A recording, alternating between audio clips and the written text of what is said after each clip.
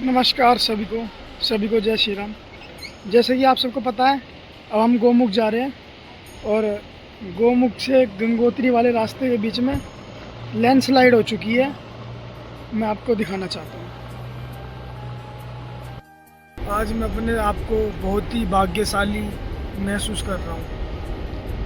मैं सोकर उठा और माँ भागीरथी की ये मधुर ध्वनि मेरे कानों में ऐसे गूंज रही है, ना जाने कितने जन्मों से मैं यहीं पे हूँ और ऐसा प्रतीत होता है कि यहीं रह जाऊँ, यहीं बस जाऊँ। हमने कल पूरी रात इस टेंट में गुजारा और पूरी रात माँ इसी प्रकार प्रचंड रूप में बहती रही। ये ध्वनि पूरी रात मेरे कानों में गूंजती रही। ऐसा अनुभव मैं ज़िंदगी में शायद दोबारा ना कर पाऊँ। और हम यहाँ पे लेट रात पहुँचे थे। हमने यहाँ पे एक अपना टेंट ख़रीदा और हम उसमें ही अपनी रात्रि व्यतीत करी और अब हम जल उठाएंगे और यहाँ से केदारनाथ की ओर आगे प्रस्थान करेंगे।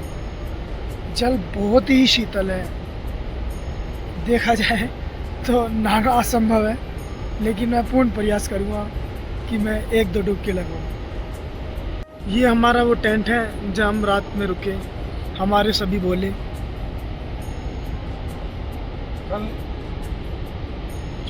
और मैं मोनू बोले से पूछना चाहता हूँ कि उनका अनुभव कैसा रहा। मेरा अनुभव तो अति दुर्लभ अनुभवों में एक, क्योंकि कल रात मौसम बहुत ज़्यादा ख़राब था, वर्षा बहुत ज़्यादा तेज थी। हम जैसे करके ये टेंट मिला जिसमें हमने पूरी रात व्यतीत करी। सबसे खुशी की बात यही थी कि हम बिल्कुल ग्राउंड फ्लोर पर लेटे हुए, माँ भागीरथी बिल्कुल साइड में से बह रही है। मात्र हमारे और उनके बीच में एक 4 फुट की दीवार है, उस तरफ भागीरथी माता बह रही है, इस तरफ हम लेटे हुए। पूरी रात कल करके बहती गई। ऐसा सौभाग्य नसीब वाले को ही मिलता है। जय माँ गंगे। आज मुझे ऐसा महसूस हुआ कि जन्मों के तरफ मेरे थे तो मैं माँ के पास आ पाया। मैं आज माँ की गोद में सोया। उनकी मधुर ध्वनि जो है ना, सितार की तरह जो है ना, मेरे कानों में गूंजती रही और मैं बहुत भाग्यशाली हूँ। मैं बहुत समय से सोच रहा था कि मैं आऊँ। 18 साल पहले मैंने सोचा था कि मैं आऊँ, पर मैं नहीं आ पाया। आज 18 साल की तपस्या मेरी जो है ना, आज सफल हुई है। आज माँ के दर्शन मुझे हुए। जय माँ गंगे, जय माँ, जय माँ, जय माँ। इस समय जेसीबी लगी हुई है और वो लैंडस्लाइड के पत्थरों को रास्ते से हटा रही है। उधर से भी जाम लग चुका है और इधर से भी जाम लग चुका है। इन रास्तों में यही कठिनाई है कि लैंडस्लाइड कभी भी हो जाती है। अब पता नहीं कितना समय लगेगा, 1 घंटा 2 घंटा, लेकिन अब जो भी समय लगेगा उस समय का हमें इंतज़ार करना पड़ेगा। जैसे कि आप देख सकते हैं, पहाड़ नीचे खिसक चुका है।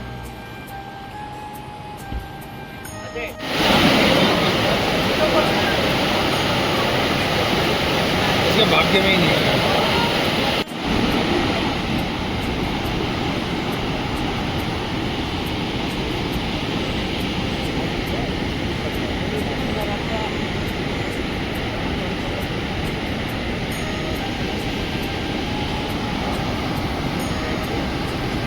ये माँ गंगा का मंदिर, ये माँ की तस्वीर और सामने मुख्य स्नान घाट, मुख्य पूजा स्थल गंगोत्री।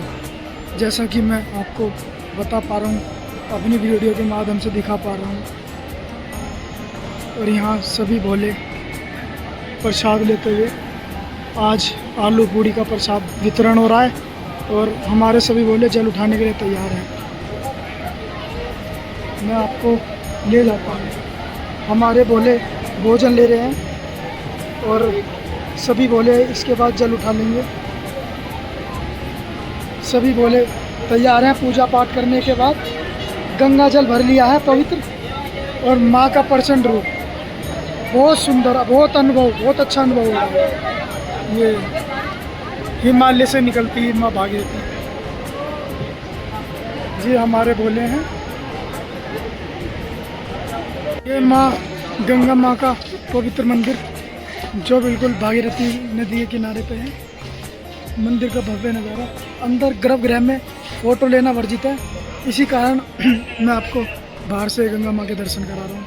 ये शिवालय हैं यहाँ पे, और ये सुंदर सुंदर पहाड़ियाँ, उसके बीच में माँ गंगा विराजमान है। ये यहाँ का बहुत मनमोहक दृश्य है, बहुत शांति मिलती है आके माँ गंगा के चरणों में आके। सभी श्रद्धालुओं को मेरा जय गंगा मैया।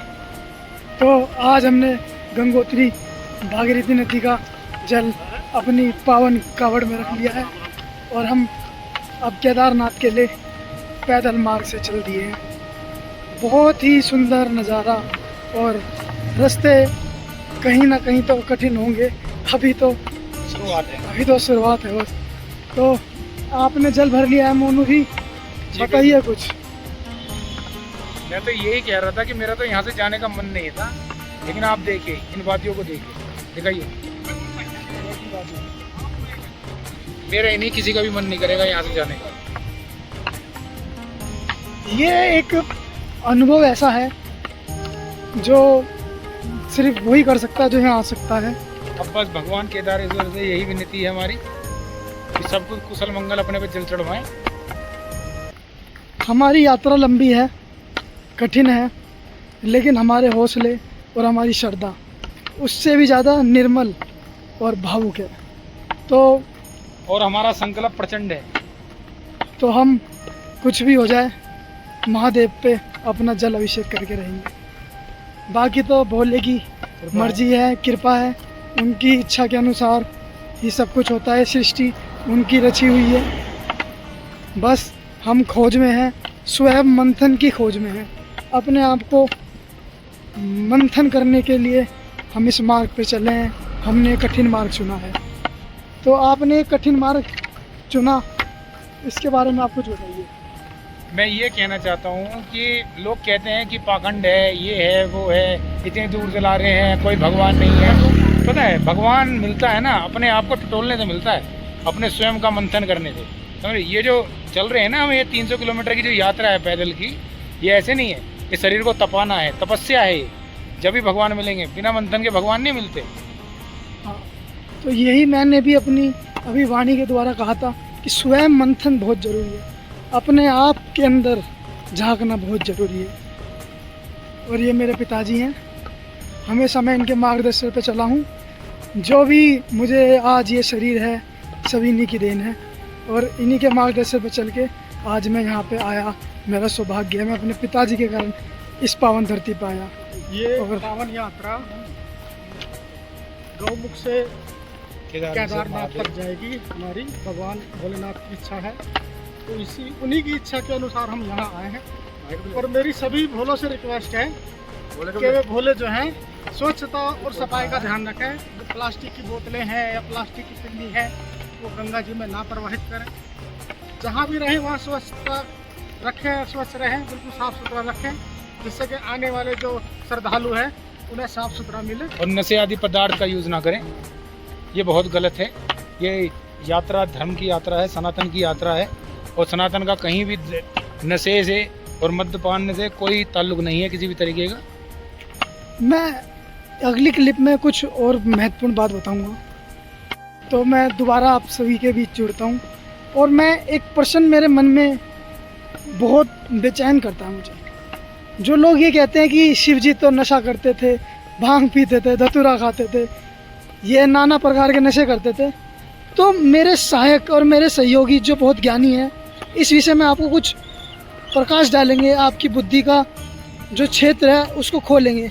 जो लोग इस गलत मार्ग पर चल रहे हैं, जो नशा करते हैं भोले के नाम पर, उनके लिए ये वाणी बहुत ही महत्वपूर्ण है। इस बात को ध्यान से सुनिए। आप बताइए जी। नशे की बात तो ऐसे है शिवम जी कि भोले ने तो विष भी पिया था। क्या विष पी सकते हैं ये लोग? विष नहीं पी सकते। ये सिर्फ क्या है, अपने मन की संतुष्टि कर रहे हैं, अपने जीव का स्वाद देख रहे हैं, इसलिए मद्यपान कर रहे हैं। इन्होंने जो है ना सनातन की इस यात्रा को एक जरिया बना लिया है नशा करने का। तो जैसा कि आपने समझा कि ये नशे की यात्रा नहीं है, ये स्वयं मंथन की यात्रा है और ये भगवान शिव को पाने का सिर्फ एक मार्ग है।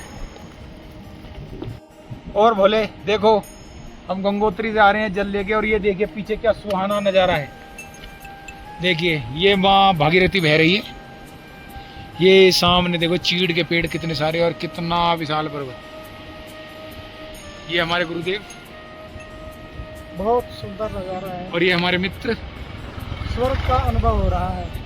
हवा अच्छी चल रही है, गर्मी भी कम है और हवा बहुत ठंडी, बहुत शीतल। बहुत बर्फ की हवा है। ये बहुत बर्फ की हवा दुर्गम है। जो है ना पहाड़ियाँ हैं, बहुत कठिनाई भरा रास्ता है। और ये भूस्खलन प्रभावित क्षेत्र है, दिखाइए जरा इन्हें। भूस्खलन कभी भी प्रभावित क्षेत्र। दुर्घटना हो सकती है। बहुत एहतियात से यहाँ से गुजर रहे हैं। और अभी हमने जो कूच किया है वो किया है धराली की तरफ। आज रात हमारा स्टे होगा धराली में।